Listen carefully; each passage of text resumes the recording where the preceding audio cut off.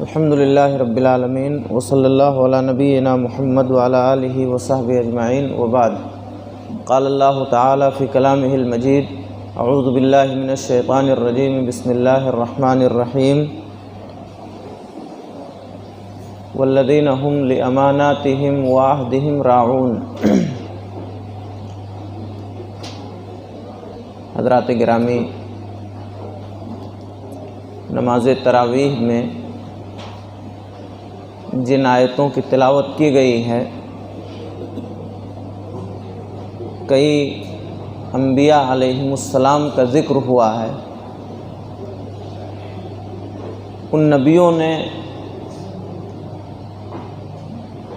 اللہ کا پیغام اپنی امت کے سامنے پیش کیا، اور پیش کرنے کے بعد انہوں نے اپنی امت سے کہا انی لکم رسول امین، میں امانت دار رسول ہوں۔ اللہ تعالیٰ کا پیغام ہم نے تمہیں پہنچایا ہے، جو اللہ کا پیغام تھا من وعن ہم نے پہنچا دیا ہے، اس میں کسی طرح کی کمی بیشی نہیں کی ہے۔ یہ حضرت ہود علیہ السلام کے تعلق سے اور حضرت صالح علیہ السلام دونوں، اور اس کے بعد کے جو انبیاء کا ذکر ہوا ہے، ان سب نے اپنی امت سے یہی کہا انی لکم رسول امین، میں امانت دار رسول ہوں۔ تھوڑی سی گفتگو امانت کے سلسلے میں آپ حضرات کے سامنے کی جائے گی۔ امانت کسے کہتے ہیں اور مذہب اسلام میں امانت داری کی کیا اہمیت ہے؟ دیکھیے، امانت کہتے ہیں ہر وہ چیز جو اللہ تعالیٰ نے اپنے بندوں پر فرض کی، سب امانت ہے۔ پورا دین اسلام یہ امانت ہے۔ اللہ تعالیٰ نے قرآن مجید میں ایک جگہ عرض کیا انا عرضنا الامانۃ علی السماوات والارض والجبال، ہم نے امانت کو آسمانوں پر، زمینوں پر، پہاڑوں پر پیش کیا۔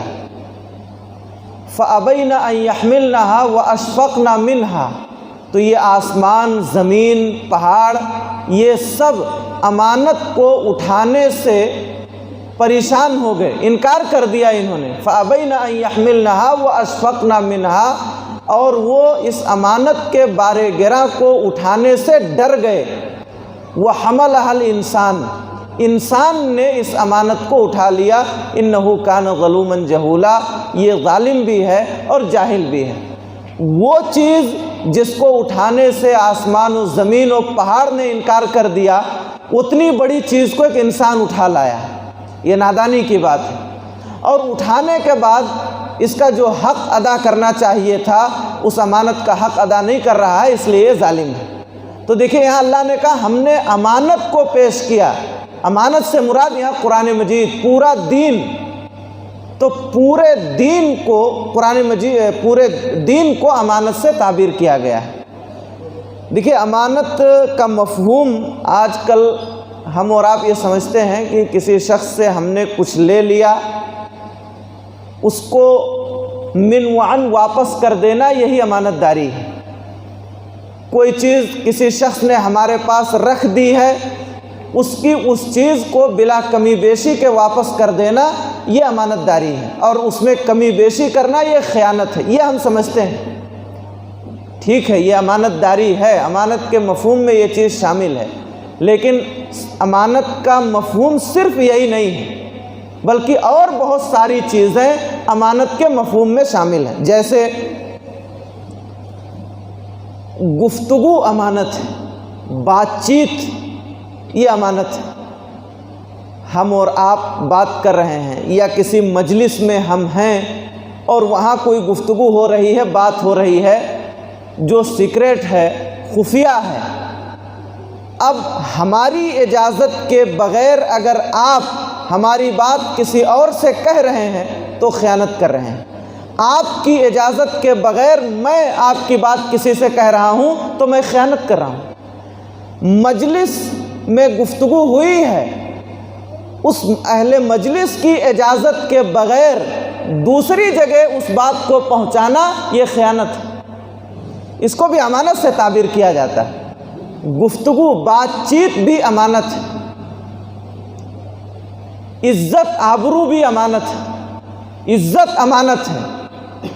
ایک شخص کی شادی ہوئی ہے، میاں بیوی، شوہر کے لیے ضروری ہے کہ وہ اپنی بیوی کی عزت کا خیال رکھے، بیوی کے لیے ضروری ہے کہ وہ اپنے شوہر کی عزت کا خیال رکھے۔ اللہ کے نبی جناب محمد الرسول اللہ صلی اللہ علیہ وسلم نے فرمایا ہے، لعنت کی ہے اس مرد پر، اس شوہر پر جو اپنی بیوی کے ساتھ رات گزارے اور صبح کو رات کی گفتگو اپنے دوستوں سے بیان کرے، اور لعنت کی ہے اس عورت پر جو اپنے شوہر کے ساتھ رات گزارے اور رات کی گفتگو اپنی سہیلیوں سے بیان کرے۔ دیکھیں یہ چیز بھی امانت ہے، یہ عزت و آبرو بھی امانت ہے۔ شوہر اپنی بیوی کی تمام چیزوں کا خیال رکھے اور اس کو افشا نہ کرے، اسی طرح ایک بیوی کے لیے ضروری ہے کہ اپنے شوہر کی تمام عزت آبرو، اس کی باتوں کو پوشیدہ رکھے، چھپائے، کہیں بیان نہ کرے۔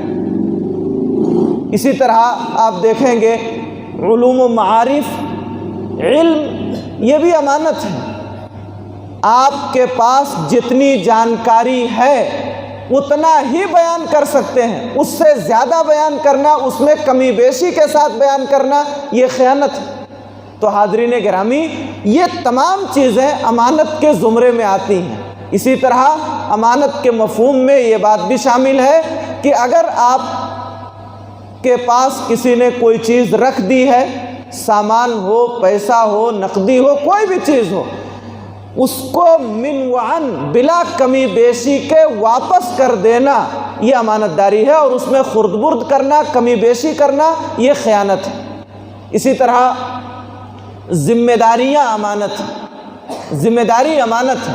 آپ باپ ہیں، آپ کے جو بچے ہیں وہ امانت ہیں، آپ کے لیے ضروری ہے کہ آپ ان کی پرورش کریں، ان کی تعلیم و تربیت کا خیال کریں، ان کو راہ راست پر رکھنے کی کوشش کریں۔ بچے امانت ہیں، اگر آپ نے ان کے سلسلے میں خیانت کیا، یعنی ان کی تعلیم و تربیت کا خیال نہیں کیا، راہ راست پر رکھنے کی کوشش نہیں کی، تو اللہ کے ہاں اس کا جواب دینا ہے، گویا کہ آپ خیانت کر رہے ہیں ان کے بارے میں۔ اسی طرح ذمہ داریاں، عہدے اور منصب، یہ بھی امانت ہیں۔ آپ مسجد کے ذمہ دار ہیں، یہ ذمہ داری امانت ہے، کل اللہ تعالیٰ اس کے بارے میں سوال کرے گا۔ آپ مدرسے کے ذمہ دار ہیں، یہ ذمہ داری آپ کے لیے امانت ہے، کل اللہ اس کے بارے میں سوال کرے گا۔ آپ جمعیت اور جماعت کے ذمہ دار ہیں، یہ ذمہ داری امانت ہے، اور اس امانت کے بارے میں اللہ تعالیٰ کے یہاں پوچھا جائے گا، سوال کیا جائے گا۔ ایک مرتبہ ایک صحابی رسول نے اللہ کے نبی جناب محمد الرسول اللہ صلی اللہ علیہ وسلم سے کہا، اللہ کے پاک رسول، آپ ہمیں ہمارے علاقے کا، اس فلاں جگہ کا آپ عامل اور گورنر نہیں بنائیں گے؟ اللہ کے نبی صلی اللہ علیہ وسلم نے فرمایا، سنو، انک ضعیف وانہا امانہ، تم کمزور ہو اور جو چیز مانگ رہے ہو وہ امانت ہے۔ جس ذمہ داری کا تم سوال کر رہے ہو وہ ذمہ داری امانت ہے۔ وَإِنَّهَا يَوْمَ الْقِيَامَةِ خِزْيٌ وَنَدَامَةٌ، اور یہ ذمہ داری کل قیامت کے میدان میں رسوائی اور شرمندگی کا سبب بنے گی۔ اگر تم نے یہ ذمہ داری قبول کر لی، اٹھا لی، اور اس ذمہ داری کا حق ادا نہیں کیا، اس امانت کا پاس و لحاظ نہیں رکھا، تو کل قیامت کے میدان میں تمہیں رسوا ہونا پڑے گا۔ تو یاد رہے، یہ تمام چیزیں امانت کے زمرے میں آتی ہیں، ساری چیزیں امانت ہیں۔ مذہب اسلام میں امانت داری کی بڑی اہمیت ہے، پورا دین امانت پر منحصر ہے۔ اللہ رب العالمین اس دین کا نازل کرنے والا، اس دین یعنی قرآن مجید کو لانے والے، حدیثوں کو لانے والے حضرت جبریل، جن کے آگے لگتا ہے امین۔ جبریل جو اس کو لانے والے ہیں، اللہ کے فرشتے جن کو قرآن نے روح الامین کہا، وہ فرشتہ جو یہ دین لے کر کے آیا، وہ فرشتہ، اس کا لقب امین، امانت دار فرشتہ۔ جبریل امین لے کر کے آئے ہیں یہ دین جناب محمد الرسول اللہ صلی اللہ علیہ وسلم کے پاس، جو حد سے زیادہ امانت دار، جو حد سے زیادہ رسول امین ہیں آپ. یہ دین مکہ میں اس کے نزول کی ابتدا ہوئی، شروعات ہوئی مکہ میں.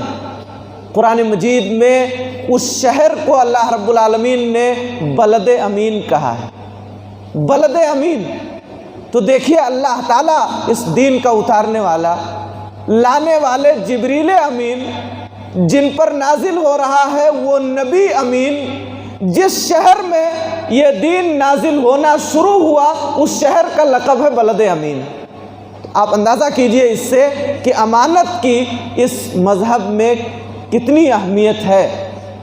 اللہ رب العالمین نے جتنے نبی رسول بھیجے سب امانت دار تھے. کوئی ایک نبی ایسا نہیں آیا جو امانت دار نہ رہا ہو. قرآن کی جو آیتیں پڑھی گئی اس میں بھی، اور اس سے پہلے اور قرآن مجید کی بعض دوسری آیتوں میں اکثر انبیاء نے اپنی امت سے کہا، سنو میں اللہ کا پیغام تم تک پہنچانے والا ہوں اور میں امانت دار رسول ہوں. اللہ کا پیغام من وعن تم تک پہنچانے والا ہوں، اس میں کسی طرح کی کمی بیشی کرنے والا میں نہیں ہوں. ہمارے نبی جناب محمد الرسول اللہ صلی اللہ علیہ وسلم حد درجہ امین تھے. آپ جب مکہ سے اللہ کا حکم آیا کہ آپ اب ہجرت کر کے مکہ سے مدینہ چلے جائیے، پورے گھر کو کافروں نے گھیر لیا. اس ہجرت کے سفر کا قصہ آپ کو معلوم ہے. نبی پاک صلی اللہ علیہ وسلم کے گھر کے سامنے ننگی تلواریں لہرا رہی ہیں.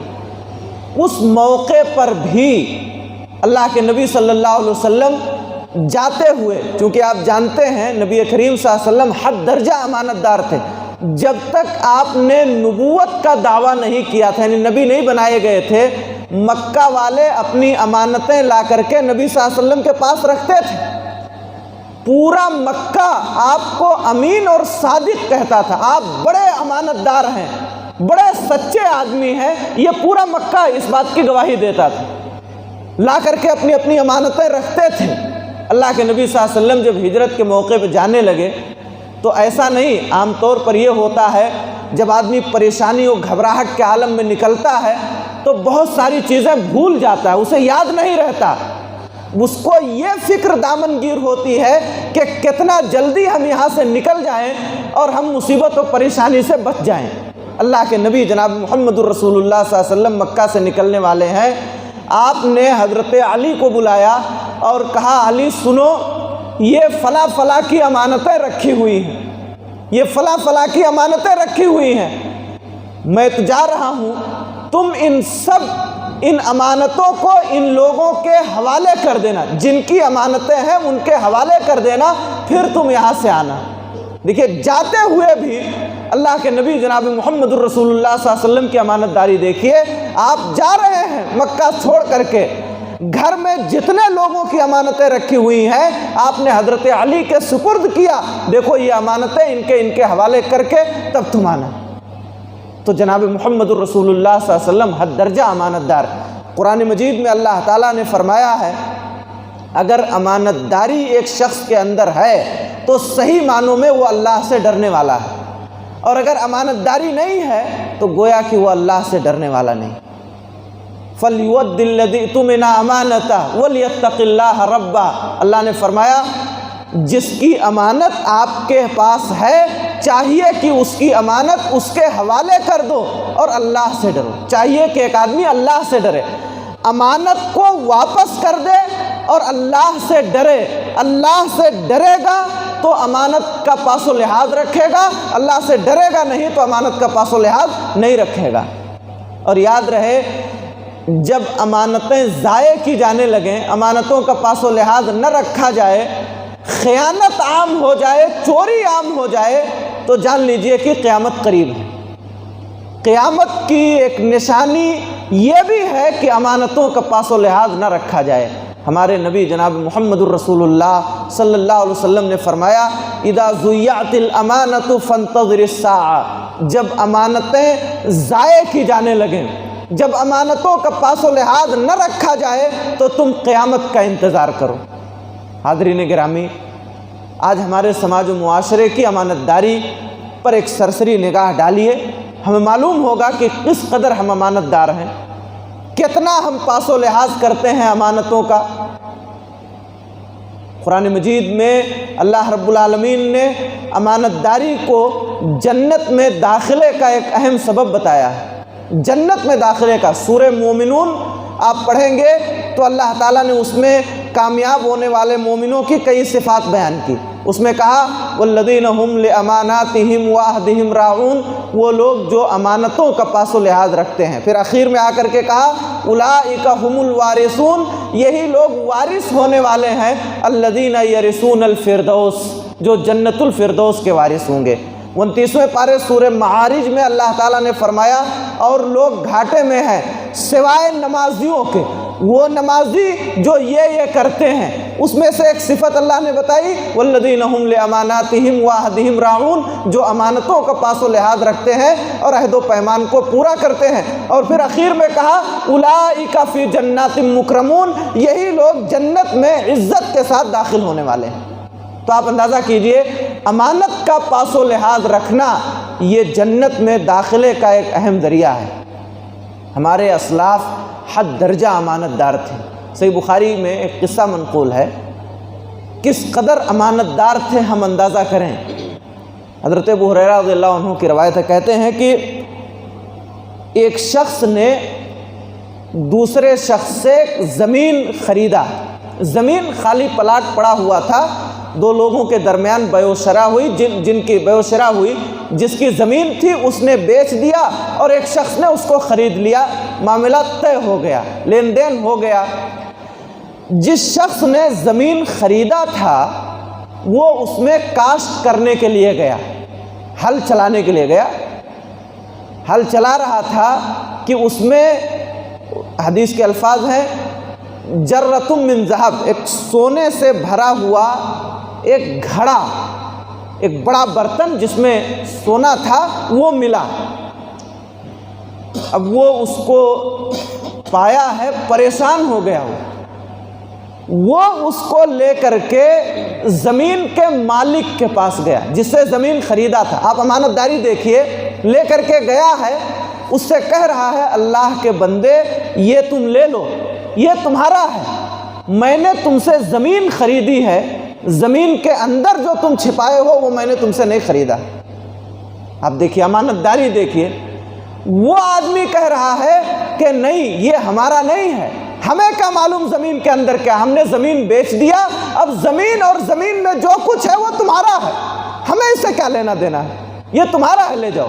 سونے سے بھرا ہوا گھڑا نہ خریدنے والا قبول کرنے کو تیار ہے، نہ بیچنے والا قبول کرنے کو تیار ہے، یہ کہہ رہا ہے کہ وہ تمہارا ہے، وہ کہہ رہا ہے تمہارا ہے، ہمیں اس سے لینا دینا نہیں ہے۔ معاملہ قاضی کے پاس پہنچا، اس نے فیصلہ کیا، اس نے پوچھا تم لوگوں کو اللہ تعالیٰ نے اولاد سے نوازا ہے، ایک کہاں لڑکی تھی ایک کہاں لڑکا تھا، کہا جاؤ تم اپنے شادی کر دو اپنے بچے کی اس سے، اور انہی کی شادی میں خرچ کر دو، اور جو بچے وہ انہی کو دے دو۔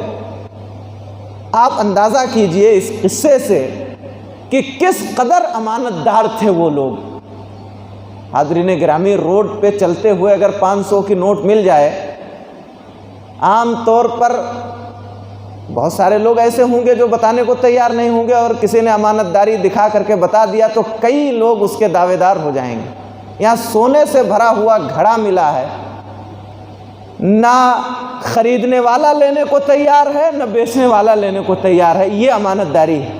اس سے پہلے میں نے ایک دن بتایا کہ مبارک رحمہ اللہ ایک باغ کے مالی ہیں، دیکھ ریکھ کر رہے ہیں، کئی سال تک باغ کی دیکھ ریکھ کی، اس کے مالی کی حیثیت سے کام کرتے رہے، اور باغ کے کسی درخت کا ایک پھل بھی نہیں کھایا، اس لیے کہ مالک کی اجازت نہیں تھی۔ تو یہ امانت داری ان لوگوں کے یہاں تھی۔ حاضرین گرامی، اسی امانت داری کی ضرورت ہے۔ زندگی کے تمام شعبوں میں ہمیں امانت دار ہونا چاہیے۔ یہ امانت داری ہمارے لیے دنیا اور آخرت کی کامیابی کا ذریعہ ہوگی۔